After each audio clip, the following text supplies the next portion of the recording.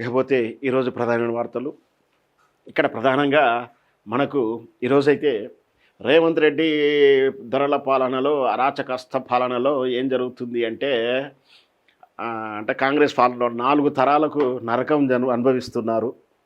నిజమే కదా. మనం నిజంగా 4 తరాలం 60 ఏళ్ళు తనలాడినాం, కష్టపడ్డాం, దుఃఖించాం, ఘోషపడ్డాం, మదన పడ్డాం, గతి లేక గత్యంతరం లేక దుబాయ్కో బోరుబావికో లేదా బొగ్గు గనులకో ఏదో బావికి వలసకెళ్ళాము. ఇంకా గత్యంతరం లేని వాళ్ళు ఆత్మహత్యలు చేసుకున్నారు. సుమారు సంవత్సరానికి 5 నుంచి 8 వేల రైతన్నుల ఆత్మహత్యలు ఒకవైపు, రెండో వైపు కాస్తో గీస్తో ప్రశ్నించే తత్వం ఉన్నవాళ్ళు, ప్రజల కోసం ఏమైనా చేయాలనుకున్న వాళ్ళు, పాలకుల తీరును నిరసించిన వాళ్ళు, అసహనంతో తప్పని పరిస్థితుల్లో తిరుగుబాటు జెండా ఎగరవేశారు. ఎర్ర జెండా పట్టుకొని అన్నంలో గెలిచిన వాళ్ళు ఉన్నారు. ఇదంతా కూడా కేవలం తెలంగాణ పాలకులు 1983 చంద్రబాబు ఎన్టీ రామారావు గారి తెలుగుదేశం పార్టీ వచ్చిన తర్వాత ఇంకా దాష్టికం భారీ ఎత్తున జరిగింది. తెలంగాణ నిర్లక్ష్యం చేస్తూ ఆంధ్ర వైభవానికి నాంది పలికారు వాళ్ళు. దాని ఫలితాలు చూస్తుండగానే 4-5 ఏళ్లలో ఘోరంగా తెలంగాణ వెనకబడిపోయి కరువు కాటకాలలో భీతరిల్లిపోయింది. తప్పని పరిస్థితుల్లో పంట 10 ఎకరాలు 5 ఎకరాలు 20 ఎకరాలు ఉన్న రైతు కూడా పంట పండిస్తానికి ఆర్థిక సహాయం లేదు, నీళ్లు లేవు. దాంతో పంటకు దిక్కు లేదు. గోసపడుతూ వలసపోయాడు. నాకు గుర్తుంది, మీకు గుర్తుంటుంది. మీరు చూశారు. ప్రధాన పట్టణాల్లో మేము నల్గొండ జిల్లా, నీలగిరి జిల్లా, విప్లవకారుల జిల్లా, నల్లగొండ జిల్లా వారసులం. మా జిల్లాలో నేను నా చిన్నప్పటి నుంచి చూశాను. నా పక్కన ఉన్నటువంటి సూర్యాపేట, ఆ పక్కన ఉన్నటువంటి ఇక్కడ నల్గొండనో తుంగతుడితో దేవరకొండ నుంచో లేదా కట్టంగూరు అనేది ఒక మండలం తాలూకా స్థాయి చిన్నపాటిది ఉంటుంది. అక్కడి నుంచి వారానికి బొంబాయికి బస్సులు ఉండేవి, సెటిల్ బస్సులు. అవి అంటే అక్కడి నుంచే ప్రారంభమవుతాయి. పొద్దున్నే వెళ్ళాల్సిన వాళ్ళు ఏ రాత్రి బస్సు వచ్చి పెడతారు, తెల్లవారులు అదంతా ప్యాకేజ్ అయిపోయి వలసలకు వెళ్ళిపోతుంటారు. డైరెక్ట్ బొంబాయికి బస్సు, దానికి ఇంకా ప్రైవేటు బస్సులు కూడా తోడయ్యాయి. ప్రైవేటు వాహనాలు కూడా కట్టుకొని వెళ్ళిపోయేవారు, సూరత్కి వెళ్ళేవారు. ముఖ్యంగా నా చేనేత కార్మికులు, నా గౌడ కార్మికులు, నా అన్నలు, నా బిడ్డలు, నా తమ్ముళ్ళు, నా అన్నలు వలసకెళ్ళిన కళ్ళారా చూసేవాడిని. ఎందుకంటే నా మిత్రులు ఎంతోమంది ఉన్నారు. వాళ్ళు కొన్నాళ్ళ తర్వాత చూస్తే వాళ్ళు ఉండరు, వాళ్ళ కుటుంబం ఉండదు, వలస వెళ్ళిపోతుంది. ఎక్కడికి వెళ్ళారు అయితే సూరత్ లేదా బొంబాయో ఎక్కడికో వెళ్తుంటారు. ఇంకా వీలైతే దుబాయ్కి వెళ్ళిన వాళ్ళు ఉంటారు. ఇట్లా ఒక చిత్రాన్ని చిన్నాభిన్నం చేసినటువంటి పాలకుల తీరుకు నిరసిస్తూ దగాపడ్డ తెలంగాణ మలి ఉద్యమం నుంచి మళ్ళీ తెలంగాణ ఉద్యమం స్ఫూర్తి వెళుతా ఉంటే ప్రారంభంలో దగాపడ్డ తెలంగాణ బెల్లి లలితక్క, మారోజ్ వీరన్న, గద్దర్ గారు ఇచ్చిన పిలుపుతోటి విత్తనాలు నాటినటువంటి తెలంగాణ ఉద్యమ స్ఫూర్తి విత్తనాలు మొలకెత్తి కేసీఆర్ గారు వచ్చినటువంటి తెలంగాణ రాష్ట్ర సమితి ఉద్యమంతో మళ్ళీ తెలంగాణ రాని పరిస్థితులు, తెలంగాణ తప్పని పరిస్థితులు, తప్పని పరిస్థితులు, ఇవన్నీ పరిస్థితులు క్రియేట్ చేసి తెలంగాణ సాధించుకున్నాం. 60 ఏళ్ళ కళ సాధించుకున్నాం. 4-5 తరాలు గోస నుంచి విముక్తి వైపు వెళ్ళాం. విముక్తి తెచ్చుకొని మళ్ళీ ప్రగతి వైపు చూస్తూ ఉన్నాం. నిన్న మొన్న రాష్ట్రంలో మన తెలంగాణ రాష్ట్ర అభ్యుదయం గురించి, తలసరాదాయం గురించి, ప్రోగ్రెసివ్ గురించి, పడాబడ్డ బీడులు బారిన భీములు, పల్లేరుగాయలు పొలిచినటువంటి భూములో ఇప్పుడు బంగారం పంటలు చూసుకున్నాం. కానీ మనకక్కర్లేనటువంటి, మనకు అవసరం లేనటువంటి, మనకేమాత్రం నష్టం జరిగినటువంటి కొన్ని అంశాల పట్ల పాలకుల మీద అసహనం పెంచుకున్నాం, నెగటివిటీ పెంచుకున్నాం, విషం నింపారు మన బుర్రలో. అప్పుడు మార్పు కోరుకున్నటువంటి సమాజం మార్పును ఫలితంగా కాంగ్రెస్ పార్టీకి అధికారం ఇస్తే ఇప్పుడు మళ్ళవే 4 తరాలు ఘోషపడతా ఉన్నాయి. ఇది ఈరోజు ప్రధానమైన అంశ. ఏమిటంటే విద్యార్థులు below of the 15 years, mostly 15-18 అంటే ఎక్కువగా ప్రాథమిక పాఠశాల తర్వాత ఇంటర్మీడియట్ అండ్ ప్లస్ 3 అంటే డిగ్రీ వస్తుంది, ఆర్ బీటెక్, ఎనీథింగ్ బీటెక్ కానీ వస్తుంది. వీళ్ళకు ఫీజు రియంబర్స్మెంట్ ఉంది. అంటే ఆర్థికంగా వెనకబడే సామాజిక వర్గానికి చెందిన వాళ్ళకి, పైగా ఓసీ కేటగిరీ కూడా ఆర్థికంగా వెనకబడిన వాళ్ళకి కూడా విద్యా ప్రోత్సాహం ఇవ్వాలి. పోటీ ప్రపంచం తగినటువంటి ఈ విద్యా విధానంలో ప్రపంచం అరిచేతుల్లో ఇమిడిగిపోతున్నటువంటి విధానంలో నా తెలంగాణ బిడ్డలు కానీ తెలుగు బిడ్డలు, ఆ రోజు దార్శనికుడు వైఎస్ రాజశేఖర గారు ప్రవేశపెట్టాడు ఫీజు రియంబర్స్మెంట్. అందువలనే ఈరోజు ప్రపంచంలో ఎక్కడ ఏ దేశానికి వెళ్ళినా, ఏ రాష్ట్రానికి వెళ్ళినా, ఏ దేశానికైనా, ఏ కంపెనీకి వెళ్ళినా పిడికడు తెలుగు వాళ్ళే ఉంటారు. అది ఆంధ్ర వాళ్ళు కావచ్చు, తెలంగాణ వాళ్ళు కావచ్చు. పిడికడి మంది దోషలో పిడికడి మంది తెలుగు వాళ్ళే ఉంటారు.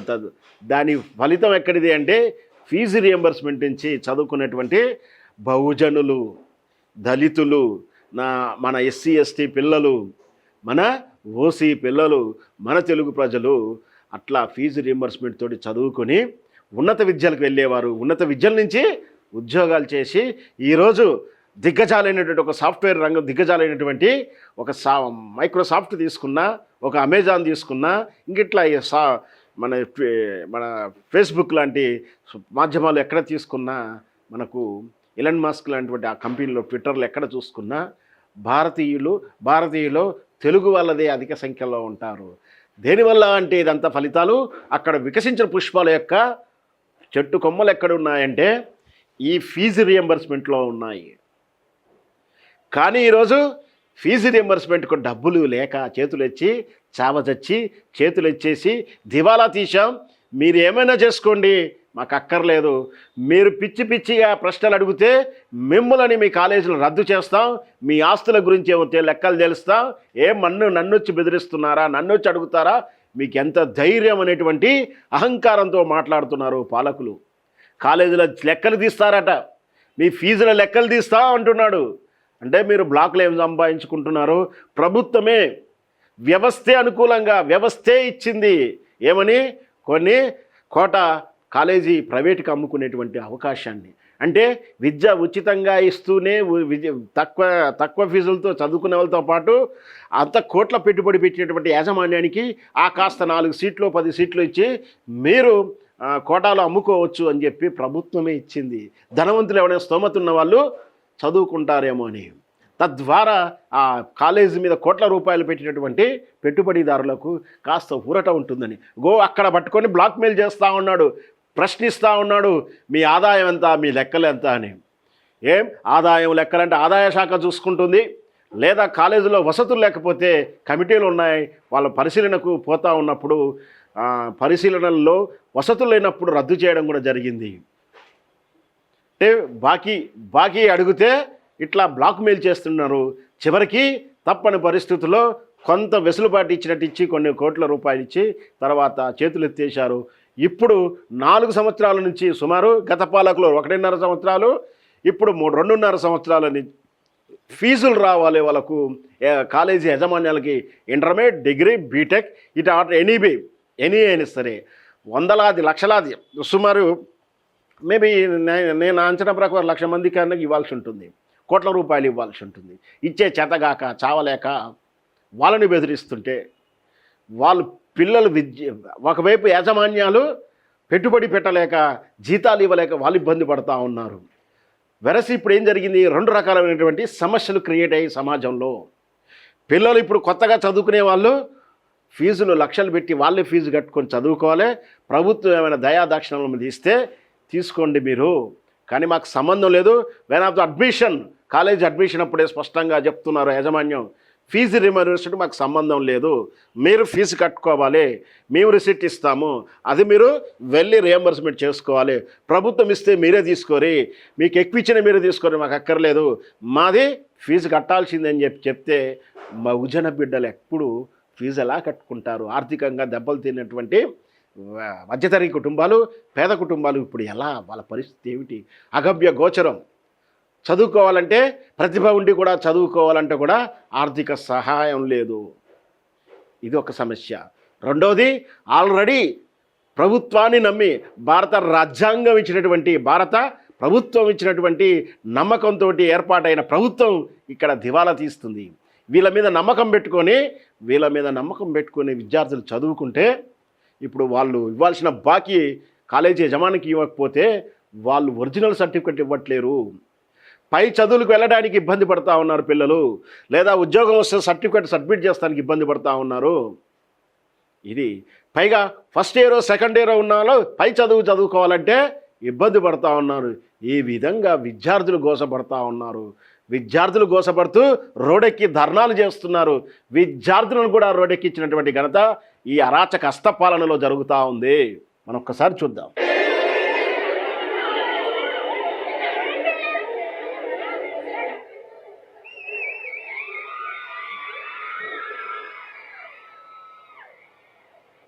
చూడబ్బా, వీళ్ళేమో విద్యార్థులు బిలో 15 years మైనర్స్, బాలబాలికలు అందరూ. ఇది విద్యా కార్యాలయంలో ఎదుట వీళ్ళు ధర్నా చేస్తున్నారు. కలెక్టర్ ఆఫీస్కి ఎదురుగా, రంగారెడ్డి కలెక్టర్ ఆఫీస్ అనుకుంటేది. చూడండి, చదువుకుని వదిలేసుకొని రోడ్డెక్కినటువంటి విద్యార్థులు వీళ్ళు. విద్యార్థులను గోసపెట్టుస్తున్నారు. విద్యార్థుల భవిష్యత్తు మీద ఆటలాడుకుంటున్నారు. కానీ వాళ్ళు ఆనందంగా ఫుట్బాల్ మ్యాచ్లు చూసుకుంటున్నారు. ఆనందంగా ఎవరి కళ్ళల్లో ఆనందం కోసం ఆటలాడుకుంటున్నారు. ఇంకోరి నిర్ణయాల కోసం చీకటి ఒప్పందాలు జరుగుతున్నాయి. ఇవన్నీ నీటి దోపకం విషయంలో నేను మాట్లాడేది. ఇంకా వాటి గురించి చెప్పాలంటే మహాభారతం సీరియల్ ఉంది. ఇది విద్యార్థులైనటువంటి అవస్థలు.